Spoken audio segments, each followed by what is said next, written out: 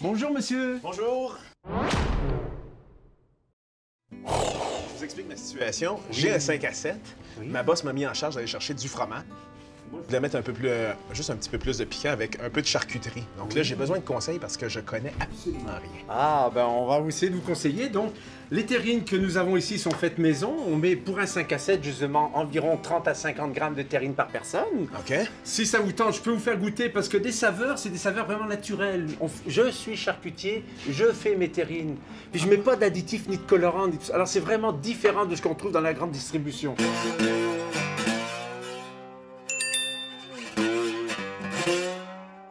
À Saint-Hubert, ça fait pratiquement 25 ans que je suis en affaires et à cette place-ci, ça fait déjà 10 ans. Voilà. oui. Ah oui, on est artisan, je fais aucune publicité, c'est juste le bouche à oreille. Si ça vous plaît, vous allez revenir. Ou vous allez en parler, ou ça va se dire comme ça. Voilà. Et puis votre commerce, c'est quoi? C'est familial? Ben, oui, c'est moi seul qui tient le commerce avec 2-3 employés. Ah bon? Qui sont des gens qui parlent peut-être le français aussi, mais ils ne sont pas de ma famille. On pourrait dire parce que mon fils et mon père et le grand-père, mais Monsieur Gilbert. Monsieur Gilbert est le boucher, puis Loïc est mon aide en cuisine, quoi. Gilbert, Voilà. Voilà. Donc là, j'ai la possibilité de pouvoir goûter. Oui, si vous voulez. Comme par exemple, une qui plaît beaucoup, que même les enfants aiment aussi, c'est la mousse de foie de volaille au Porto.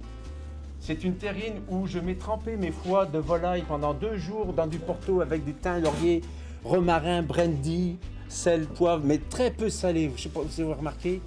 Alors, c'est pas des terrines roses bonbons comme on trouve dans les grands magasins, là, mais elles ont leur saveur. Voilà. C'est une cuisine toute simple, mais c'est devenu comme extraordinaire parce que la simplicité de nos jours, on ne le trouve plus. La bouffe, c'est devenu industriel. Alors, Je suis pas sûr d'avoir bien... Allez-y, allez-y. J'en aurai une autre aussi à vous proposer parce que celle-là, donc c'est une terrine qui s'accompagne avec un Porto, avec un vin blanc. J'ai une terrine de campagne au poivre vert qui... Le poivre vert, c'est un poivre vert de Madagascar, donc c'est un poivre vert qui goûte le poivre mais qui n'est pas piquant, qui a une certaine un goût rustique. Ici, j'ai des rillettes de canard. La rillette, c'est le cousin germain du creton, le cousin de l'autre bord. La rillette, c'était une viande très maigre. Je fais des rillettes différentes de les rillettes qu'on trouve en Europe. Là. Mais c'est quoi la rillette? La rillette, c'est un peu comme le creton, c'est cuit dans de la matière grasse. Et moi, je les cuis dans de la graisse de confit de canard. Ah bon? Voilà. Vous pouvez goûter, allez-y. Ben oui. Ça va vous donner une petite idée pour accompagner vos fromages. Puis vous pouvez faire des petites tranchettes comme ça sur des pains baguettes, c'est facile à prendre. Et le toutou, il voudrait goûter? Non, il va pas goûter. Ouais, oui, il pourrait goûter. Alors c'est ça, c'est nos produits. Je préfère faire goûter parce que c'est pas forcément au goût. Vous faites régulièrement goûter? Ah oui, régulièrement. C'est la seule publicité qu'on fait. Puis en général, c'est le fun parce que les gens, ils y reviennent. Je sais pas, c'est des saveurs d'autrefois, mais aux tendances d'aujourd'hui. C'est-à-dire autrefois, on n'utilisait pas de nitrite puis de tous ces produits-là, tous ces conservateurs, mais aux tendances d'aujourd'hui, parce qu'on fait moins salé, on fait moins gras. Autrefois, on en mettait dans les tourtières puis les ragoûts puis tout ça. Mais maintenant, on fait attention à ça. Alors, c'est des charcuteries à la moderne. Mais voilà. Non seulement vous avez aussi des terrines. Des petites viandes froides, comme notre salami maison, saucisson. Un saucisson qui est pur porc, avec de l'épaule de porc. On utilise le porc de la ferme d'Ardennes de Saint-Grégoire. Là aussi, c'est des produits locaux. Au niveau de la base, on achète notre porc de la ferme d'Ardennes de Saint-Grégoire, on achète notre poulet de la ferme d'Amour de Saint-Angèle-de-Maunoir, on a notre lapin de Stansted, on a le... Tout ça, c'est que du Québec, voilà. Que du Québec. Puis des producteurs sélectionnés pour que ce soit des petits producteurs qui élèvent leurs animaux avec beaucoup d'attention, avec beaucoup aussi sans brusquer les animaux, puis aussi avec beaucoup de saveur dans la viande, là, beaucoup de... Voilà. Ah, c'est très délicieux.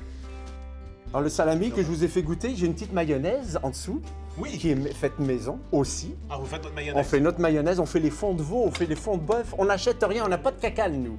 On est anti-cacane, on a tous les ingrédients de base pour faire nos produits de base. Voilà. Alors ce qui fait que la cuisine en général se démarque même au niveau traiteur, parce qu'il y a bien des traiteurs qui utilisent des chaudières de ci, puis des cacanes de ça. Nous, c'est vraiment différent. Voilà. Oui.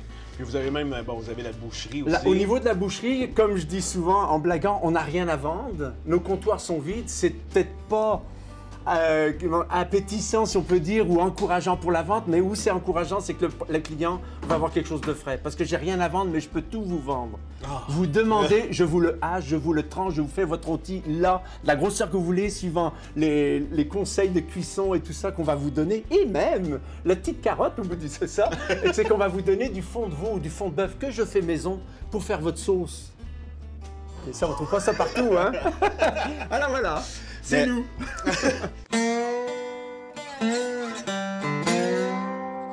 Mais pour mon 5 à 7, à ce moment-là, oui, vous allez pouvoir me on va mettre une petite concocter. variété. Je ne sais pas combien de personnes vous êtes, mais on va mettre une certaine... Vous êtes 30, 40. 30 à 40 personnes. Ouais. Donc dans ce cas-là, je vais diviser le nombre de personnes par rapport à la quantité que vous avez besoin.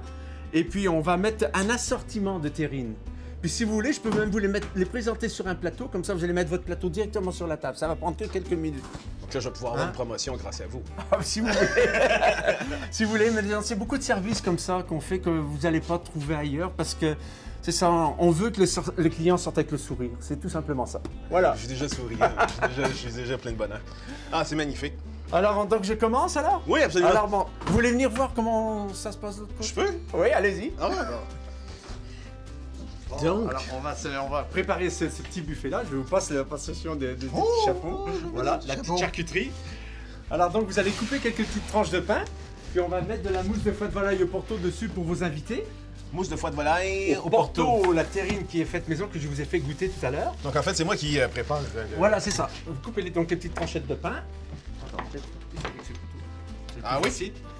Ce couteau Voilà, est plus facile. Il est plus facile, oui, coupe-le celui-là. Alors, coupez les petites tranchettes de pain, puis vous allez comme tartiner dessus la mousse de foie. Pendant ce temps-là, je vais vous expliquer qu'on peut aussi mettre des salades, si vous voulez. Les salades sont faites maison. On a une salade de concombre, on a une salade de piémontaise, on a une salade de taboulé, salade gourmande, salade de cœur de palmier pamplemousse, qui est une salade très estivale. C'est très frais l'été.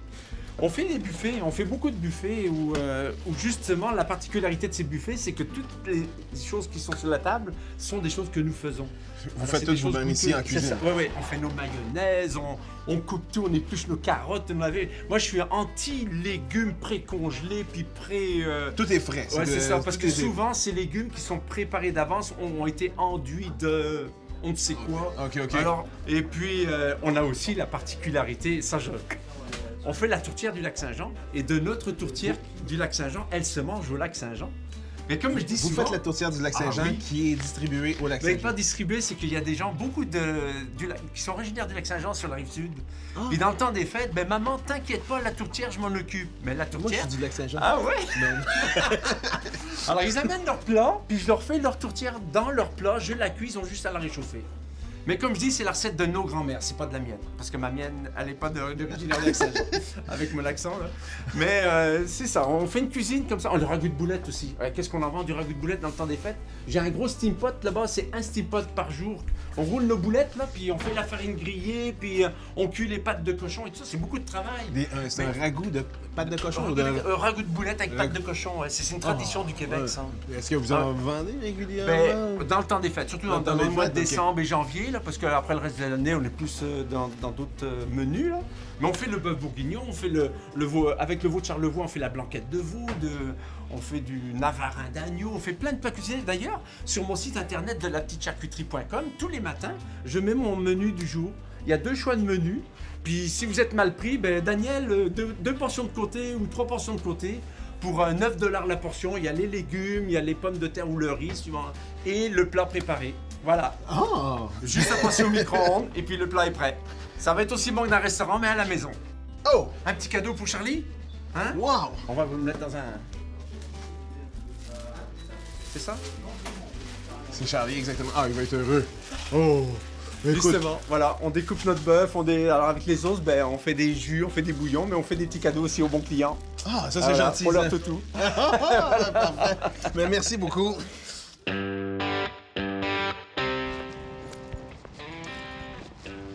Voilà, ma mission est complétée. Les clients vont être largement servis et ma boss va être très satisfaite.